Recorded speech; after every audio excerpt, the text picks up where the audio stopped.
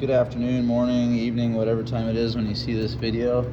Mechanic Dave here, working on a 2014 Nissan Pathfinder with the 3.5 liter. I already complied with, did the job. It was the front transfer case was peeing everywhere. I don't have, let me see, I might have a parts list, but there is a transfer case kit that you'll have to get. Sorry, I don't have a parts list available, but on that front transfer case, there's a total of, let's see, there's these little seals here. I got everything from Nissan, kind of spendy.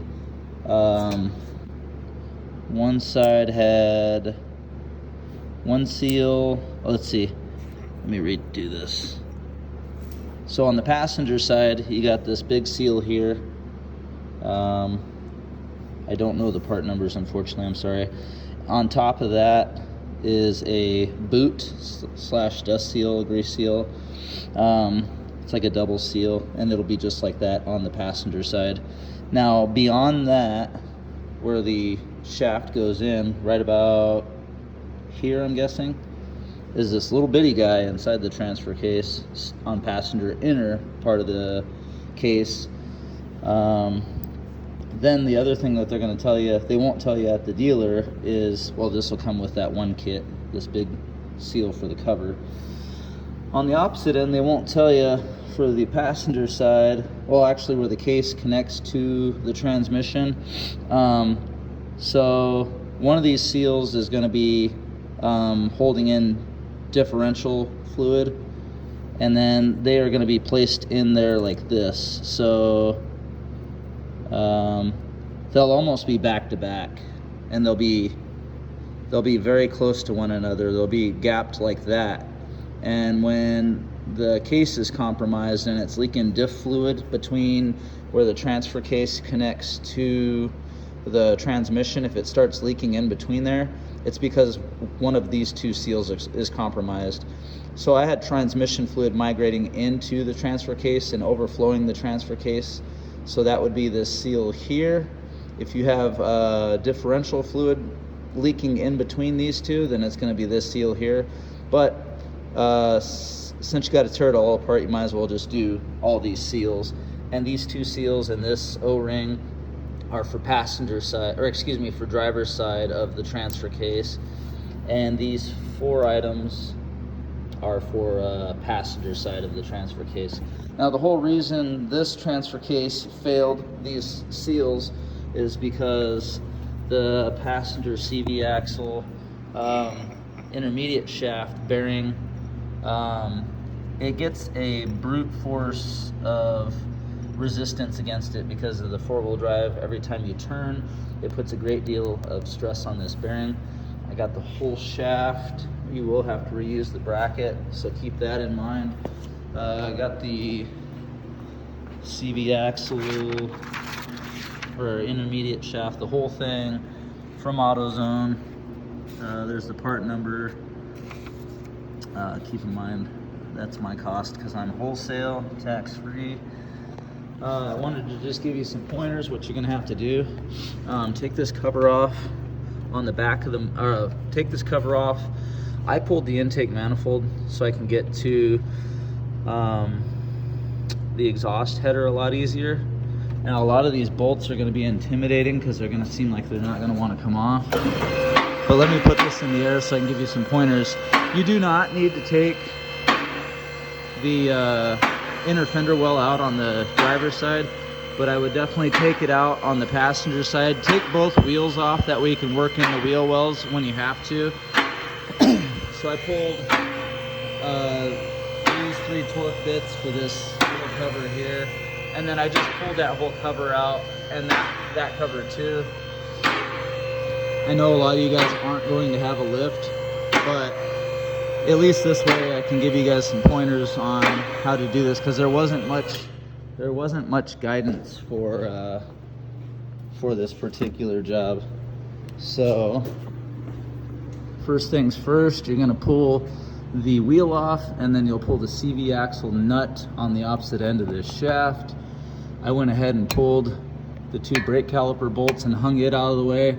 You're gonna have to remove both of these strut tower bolts. They are 21 millimeter right here and here. What else did I do? The intermediate shaft bracket is right here, and I believe those were 14 millimeter, and there's 4 total. There's a plug right here for this oil pressure sensor. You'll have to unplug, and then this little cover here is held in by a 10 millimeter bolt, which is, well, keep in mind there's a lot of angles, but there's a 10 millimeter bolt holding this shield on. So you unbolt that. This wire here is your oxygen sensor one, and it unbolts up top there, and you'll see that more accessible at the when you remove the intake manifold, which is right there. This oxygen sensor here, I just went ahead and unscrewed it from the exhaust manifold, and I let it dangle. I didn't even unplug it or anything. You'll have to unbolt this heat shield here, which is a 10 millimeter, and there's 2 other 10 millimeters on top. Now if you zoom in here, those are 14 millimeter exhaust header bolts. I can't tell you the exact number, but I thought there was 8 total. Sorry, my camera's, there we go. You'll have to pull this heat shield here, which is held on by 2 10 millimeter nuts, 2 10 millimeter bolts. The exhaust is 2 12s right here at this hanger. Then you have these 3 14 millimeter bolts here. And then right here you have, oh, those nuts, sorry. Over here you have 3, I think they're 14 millimeter bolts. I just used MAP gas to heat up each one of these until they came out. I did not want to undo this because I knew it would just leak after the fact, so I went ahead and cut it here. Don't judge my welding, but if you are gonna weld, be mindful the tank is right there. So yeah, know your comfortability levels and maybe just remove the exhaust if you're gonna do it. So once you remove that section of exhaust, you'll have these 4 15 millimeter bolts, I believe they are, for this driveline. Come here to the hanger bearing. You got 2 bolts there that you got to remove. Come on downstream. You have a nut and a bolt times 4 on the rear end. Once that driveline's out and your heat shield's out, then you'll be working down here. The catalytic converter has a cover that's held in by 2 10 millimeter bolts for that shield. When you get ready to start working on the transfer case, which is here, drain it from that bolt, that Allen bolt hole there. There is another fill port here that's a little bit more accessible, FYI, for the future, because you have that one there, and then you also have this harder to get to one. Oh, you can barely see the head right there. That it's almost like a 3/8 extension. Extension can go in that port. So once you get let's see, exhaust, driveline, heat shield out of the way, drop the catalytic converter out and the exhaust manifold. Once you have that out, then you have this motor mount that's in the way.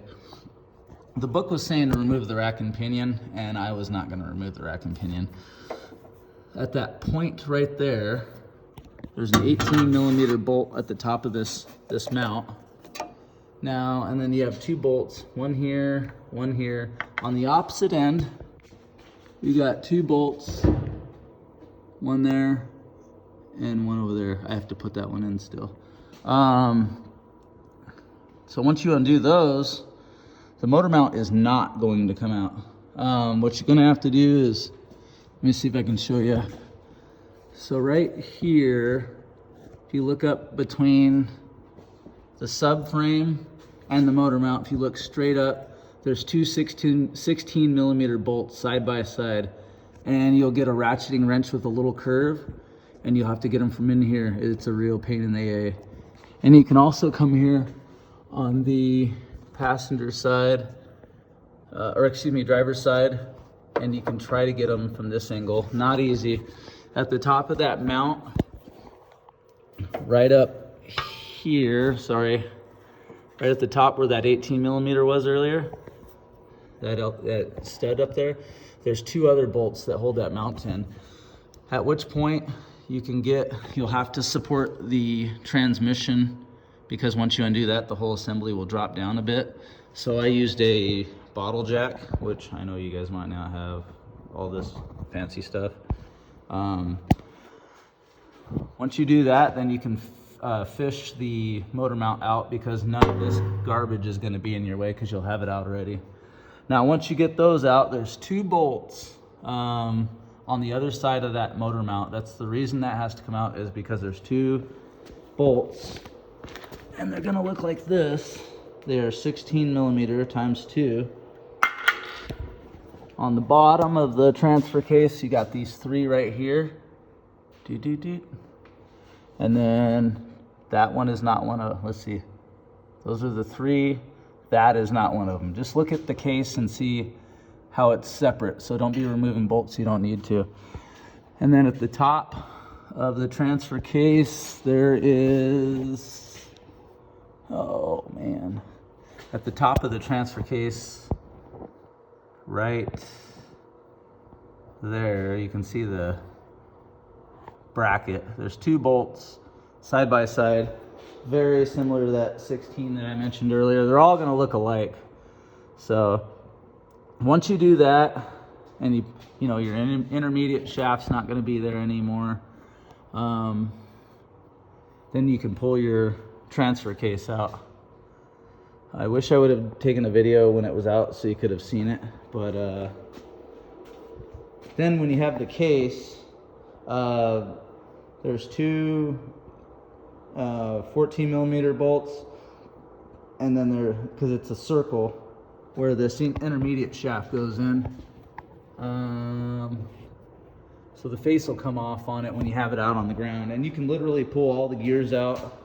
Do not bother pulling this shaft, like this yoke. You don't need to pull the yoke out of the transfer case. All that can remain, because when you pull this end of the transfer case out to reseal everything, all that yoke and stuff will stay behind. So, and then reverse order, I just kind of wanted to give a quick lowdown on what I had to do. I wish I would have done more in-depth and showed you, but here's that weep hole I was telling you about right here. If you've got a leak of differential fluid coming out of here, then it's going to be the transfer case seal. If you got it coming out on this side, then it's going to be the transmission seal, but they both live inside of the transfer case. So either way, you got to replace those. And yeah, other than that, it was no fun at all. Yeah. If you guys have any questions for me, let me know. Tools needed: bottle jack or transmission jack to support this assembly here.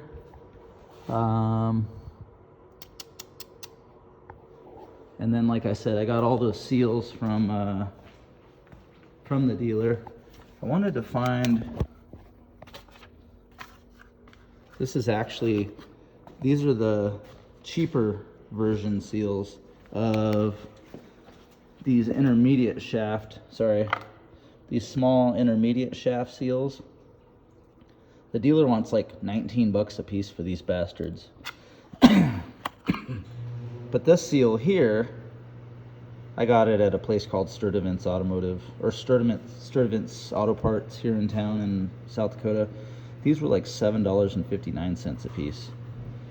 I don't know the part number for this little guy. There's only one in the entire case this small, and that's the one that slides on this shaft, and I believe it rides about here. So if your seals are leaking pretty bad, inspect this intermediate shaft on the passenger side, because like I mentioned, this is probably what did all the damage. If you have this long shaft and when you turn, it was actually moving this shaft like that, and that's what wallowed all these out.